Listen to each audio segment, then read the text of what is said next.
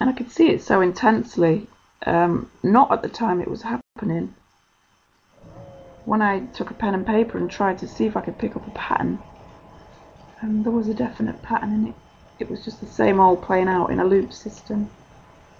And it seemed to take on. Every 7 years it seemed to change for me. And characters had changed, but the stories were the same. To the point where my first husband and my father, my biological father, they, I didn't realise at the time I was going through it, but they had the same name as each other. They were born in the same part of the country. They were born to a certain family with a certain history. The same family, the same history. They were born into the same career line. They were made redundant at the same points. They received £30,000 payoff at the same point. They both used their redundancy to set up a business, and each one of them set up the identical business.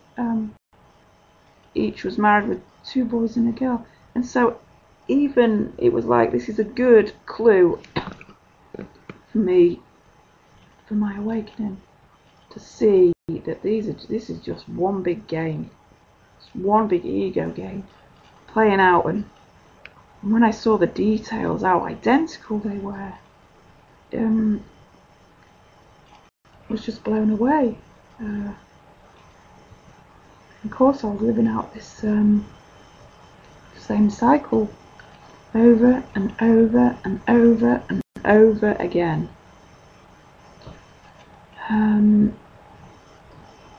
But there was a point, just around about my 40th birthday, I just got so tired of the entire facade, of holding up the mask, the falsity of it all. It really began to tire me. I just was so placid before. I took so much without complaining. Never had a voice. I just put up and put up and put up until it reached a pitch where I couldn't stand it anymore. I just couldn't stand it. And I was working then at a private school as a chemist, and I'd been there 10 years, and I suppose there was a lot of judgment in and around the school. There was a lot of, you could see them and us divide, and the worthy and the unworthy, the good and the bad, and it was so apparent. But obviously it was all thoughts in my mind, and it was just playing out that way. But I felt it, and I was terrified that these people at work would find me out, and if they had any clue about my past or what had happened to me in my past, they must come to the assumption that I was evil to deserve that. I must have done something bad to deserve that. And so I was petrified that I was going to be judged even more than I was already, and that I wouldn't be, I knew I wasn't in the good category. I was already in the bad category. But I thought, if they ever found out, I'm going to go from the bad category to the evil category. And so I was living a double life almost. It was like I was putting up all this pretense in my workplace. I didn't want them to know any private details of my life.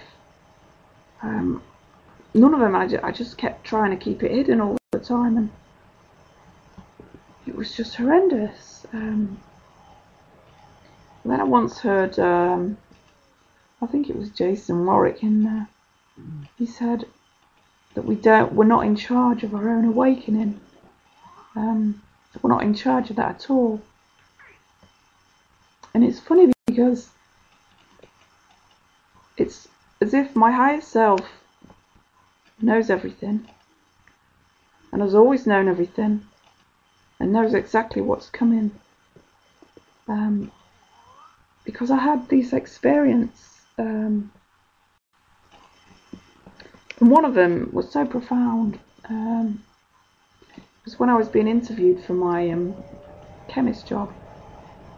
Because initially I was a trained nurse, and then I went into biochemistry in the laboratories for the NHS, and then I went from there to this chemist job for private education, and I went there because there were less hours, the pay was perkier, and I don't know, there's something like 16 weeks holiday a year, and it was also perky, but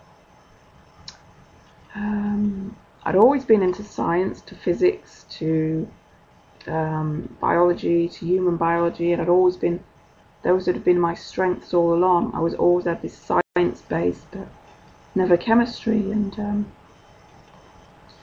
in fact, there's this funny story that goes with this. I think God always has a sense of humour, because when I was at school, my biological brother, two of them I had,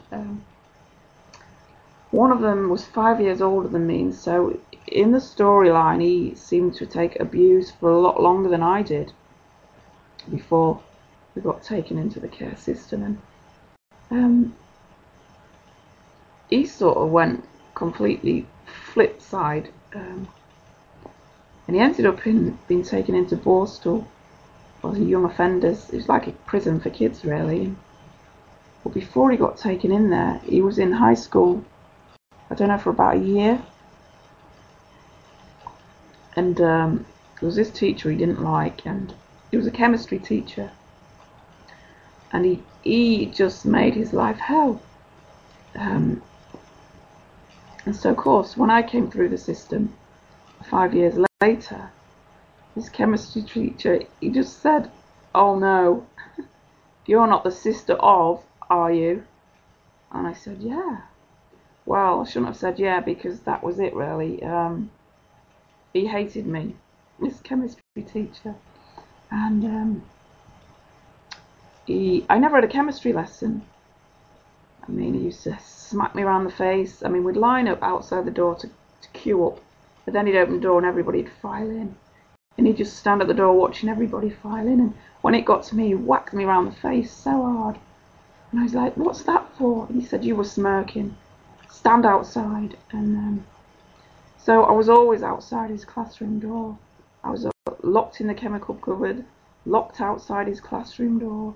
And I never had a single chemistry lesson in my life. Out of all the sciences, I didn't have that lesson. And then my friend, one of my best friends in high school, she couldn't cook, and so every domestic science lesson she made a mess of everything, and we actually used to have such a laugh. And one day it appeared that she was successful, because we were told to make our own flan case, and it appeared quite well, and we put some fruit in and then poured this liquid jelly into the centre. Of course, this girl, my best friend, she spent absolutely ages.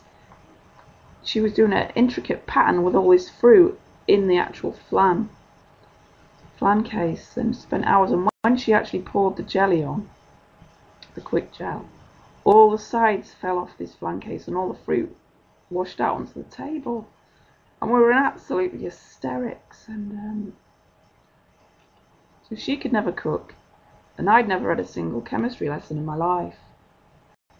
And when I did have my awakening, I hadn't seen her for 25 years, and it's like Spirit took me to her. And I'll probably share the reason why Spirit took me to her later, but when I found her, I said, "Oh, what are you doing for a living?" Like we all ask in the illusory world, like it's important what you're doing for a living. She said to me, "I'm a cook in a nursing home." Well, I was absolutely peeing myself laughing, and she looked at me and she said, "What are you doing?" And I said, "I'm a chemist in a school." And she started laughing, and we were both in fits of laughter.